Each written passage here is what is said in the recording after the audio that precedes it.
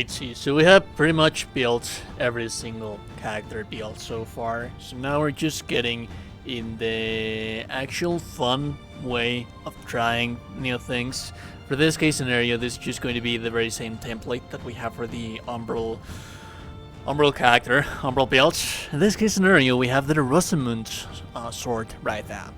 And most of everything, I think that we are going to be using ice to get that drip of Dark Knight, a Dark Knight, Death Knight from Warcraft, Arthas, such things like that. So yeah, I mean, this guy is very powerful. One thing that I like about Umbral builds is that if you want to go to New Game Plus, this is the ideal class to do so, because you can spread your points a little bit more. We're going to be falling short on damage for a mono stat class that we would have in a regular playthrough, but if you want to go into New Game Plus, this is the ideal way to do so. This is the best possible character that you can take to do such a thing, because you can spread your points a little bit more. Granted, once you finish your regular New Game Plus, your regular New Game, the basic New Game, you're going to be to 110, 15, 20, stretching it a little bit more, but still your damage is going to be quite amazing. We're going to be using quite a little bit of spells that are going to kill enemies, elite enemies, in a single tap and a single shot. And all of that is going to be multiplied once you get to New Game Plus. This is not the cap of the character, this is not the end of the character. We're not reaching our caps of our character right here. That being said, let's start with the class that we are going to use. And this is always for min-maxing purposes. This is getting repetitive, but like I always say, it doesn't really matter what kind of class do you have. What kind of class do you start with? This is just for min-maxing purposes. You don't really necessarily have to have one class or the other. This is just for min-maxing purposes. That said, there's going to be certain classes that are going to allow you to reach certain thresholds a little bit faster. Like for example, the Crusader right here. We have strength, a little bit of strength. We don't have agility. We have a little bit of radiance, and we're basically going to be using every single stat with this character, like quite literally every single stat, because of the weapon requirement. Rosamund weapon requires for us to have 13 strength, 13 agility, so my advice is for you to begin with a class that it's already going to have that. So that being said, that is a quality build. And the best possible classes that you are going to have for that, it's going to be like, for example, right here, the Eldenanger Werewolf. This is going to have 16 strength, so that's not good for us. That's no bueno. I'd say that the most ideal class would be the Partisan right here. This guy has 13 strength, 12 agility. It doesn't have any radiance, it doesn't have any inferno, but we already have the predetermined stats that we require for the weapon. Although the weapon, you're going to get it on the late stage of the early game, going into early mid game. So at that point, you should already have your levels right there. That being said, the Orient Preachers has quite a lot of radiance right there, which is the main stat that we're going to be using for damage. The Pirate Cultist also has quite a lot of Inferno. That's a stat that we're going to be using again for damage as well. The Lord, the Radiant Purifier, the Putrid Child, they all are amazing choices. Because of the predetermined stats that they have. So yeah, that's the thing. So these are the final stats that we have right here. Are some things that you can change, some things that you can tweak, but this is going to give us quite a lot of spell power. We're going to be sitting at around 600 spell power, which is not that bad, mind you, and the main weapon is going to have 656 main attack power damage, so that is not that bad either, especially for a longsword that is going to be quite fast, mind you, so that's nice. And the good thing about it all is that we have all of this damage, and beyond having all of that damage, we haven't even capped our stats right there. We haven't even reached the hard cap. So this is the endgame stats. We have 13 strength, 13 agility. Those are weapon requirements for the Rosamund sword. Then we have the endurance on 20, which is more than enough. Then we have 40 vitality, which is the sub cap of vitality. And then we have the sub cap for radiance and inferno. Remember, there's a sub cap between 40 and 50. So raising these bad boys all the way to 50, it's still a very, very good idea. That will get you to about 130-ish level probably. But ideally, when you finish the game on your first playthrough, if you didn't farm that much, you're going to be from 110 to 120. So that's the regular playthrough. Now, if you're going to go on New Game Plus, if you want to take this build further and enhance it a little bit more, these points right here, you want to have them on 75.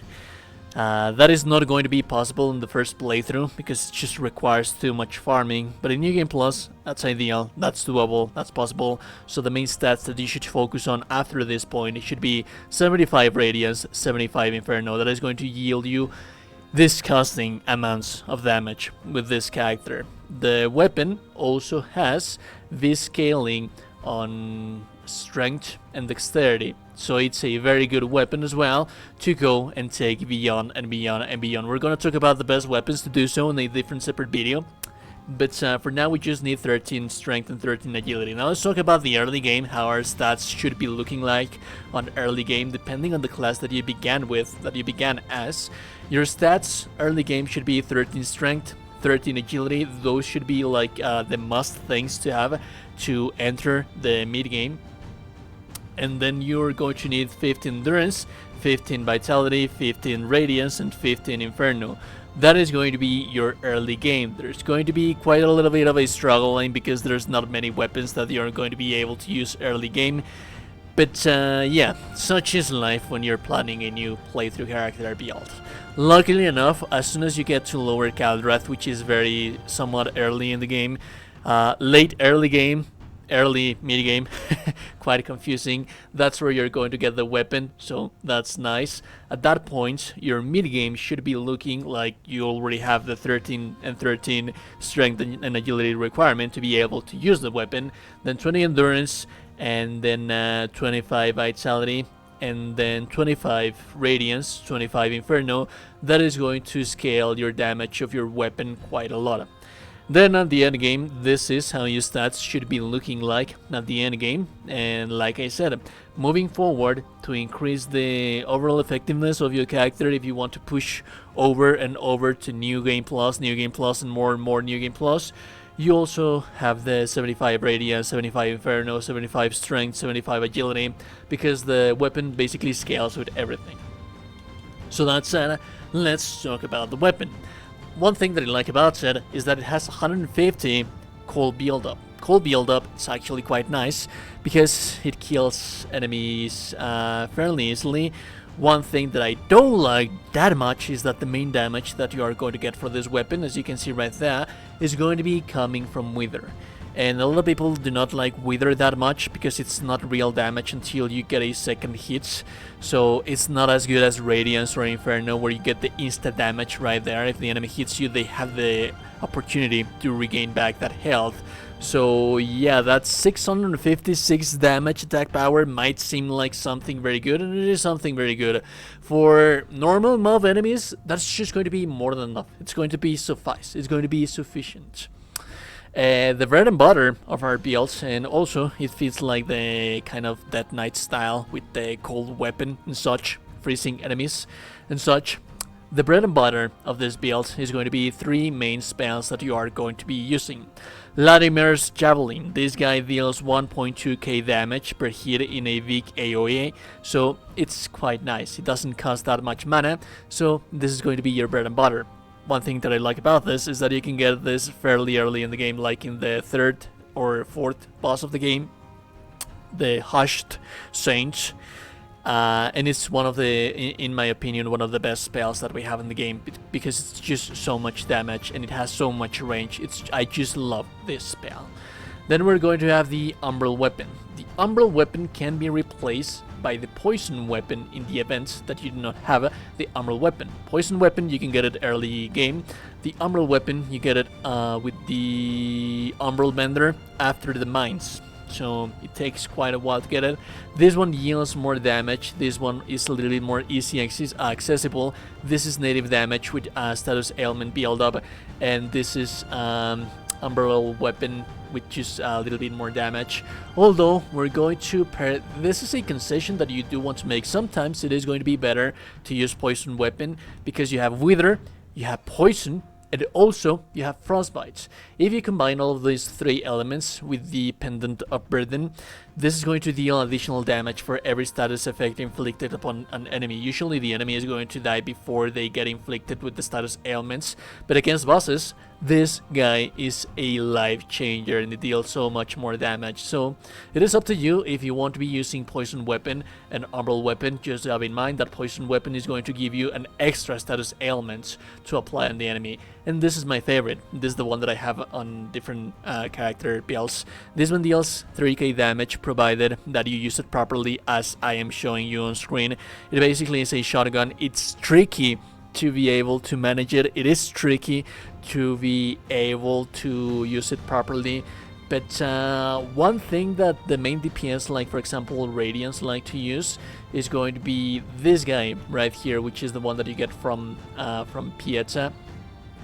The Blessed Reflections. These guys can deal up to 2k damage depending on the situation, and it's rechargeable. This is spammable, and if you aim it properly, this is going to be 3k damage. So every single elite enemy that you encounter in the game, you're going to either one-tap them, and the beefier, the ones that you find on the endgame, the real endgame, the last area of the game, they are going to die in 2 taps, but it's quite tricky to use it. It also doesn't cost that much mana, so that's nice. As for the pendants, like I said, we already have the Pendant of Burden, then we have the Ring of Night's Fire to increase our Wither damage, and my favorite, personal favorite, which is a must in every single one of my builds because of the game mechanics, the Mine Owner's Ring, just to have that little bit of more extra mana regen right there. And the armor, nothing really fancy, nothing really special. You do have quite some spare encumbrance right there to change for something heavier. Like for example, let me see, if I want to use this thing, I am still able to mid-roll. So yeah, there's still quite a bit of room to be able to use the beefier, heavier armor. Let's talk about the sockets that we are going to have in our weapon. And this is kind of tricky. And this is kind of tricky because purely one thing. Like I always tell to every people's alpha, is that the best possible gem that you can have is for a mono stat build. Like for example Orimon, which greatly increases the Radiance attribute scaling, hence increasing your fate damage by quite a lot because you're not using Inferno. Or Berlam, to increase the Inferno attribute scaling to increase the damage that much more because you're not using Radiance. Or if you're lucky enough and you manage to find a weapon that allows you to do this, which is something very rare in here, to increase the attribute scaling for strength to reduce the agility attribute scaling. The downside about these things is that this is an agility gem and it's usually found in agility scaling weapons, so it's just dumb to place a strength scaling one. That is why Raid and Radiance Inferno are so good. So what kind of sockets can we socket right here? Remember that we don't have that much Radiance. Our Radiance is on 40, our Inferno is on 40, so we cannot scale that much. One thing that you can do, like for example right here, this is a strength gem. What you can do is that you can use Halsan. Halsan is going to increase the physical damage of the weapon by reducing the strength attribute scaling. We are not using attribute scaling, and the physical increase is going to be quite substantial because we're getting a diminishing return that we are negating because we're not using that stat. So that's something nice. And then we have Makef, which is going to increase both Radiance and Inferno attribute scaling. This is a farmable gem. I can't remember very well where I found this thing, but you should have a couple of them if you're exploring properly the game. But yeah, this is one of those gems that is going to increase the Radiant attribute and Inferno attribute scaling. Although, like I said, this is going to be more effective once you reach the end game of New Game Plus, because that's where you're going to have the subcap for Inferno and Radiance. At this point, it increases your damage quite a bit, but not enough. And then we have Dalwe, which greatly increases the Inferno attribute scaling. This is farmable as well. As you can see, I have a couple of them right here, and it's not as bad as, for example, let me show you, it's not as bad as the basic one, which is going to be Anarchos. The best possible one is Verlan, but we are using Radiance, so we're not using this one because we need our Radiance. We cannot diminish our Radiance. The lower is Anarchos, so I guess that we are somewhat of the in-between middle damage right there. And that is just going to make your weapon sufficient enough to be dealing with trash at the end game, where the enemies have quite a lot of health bar and they are beefier enemies. But for the elite enemies and for bosses, you should be using your Umbral sorceries. And not much more than that. It is quite a bummer that Umbral strength, agility, quality are not as good as a monostat class build, at least for the very first playthrough. This is like kind of balancing issues. This is stronger than a Radiance and Inferno build, provided that you manage to reach 75 and 75. If you want to duplicate things, if you want to farm, if you want to cheese, like for example the Reaper, there's many things that you can do to increase your character level, make it more efficient, make it more viable. But for first playthrough, it is still going to be efficient, it is still going to be viable, you're still going to be able to one-shot elites as you see me doing throughout the rendition of the gameplay that you see in the background. This is being done by just having 40 and 40, and it's still just sufficient enough. Just to have in mind that it's going to be stronger, better, beefier, filthier once you reach New Game Plus. So I guess that this is the ideal builds that you would want to have on New Game Plus, because you're going to get beefier there. If you like the content and like it, very super appreciated, like the video, subscribe to the channel before you close the door, and I'll be seeing you goddamn gorgeous and beautiful people in the next one. Remember that if no one's told you today that you're a gorgeous and beautiful person, you are indeed a gorgeous and beautiful person. I will see you goddamn gorgeous and beautiful people in the next one. A beautiful day and goodbye.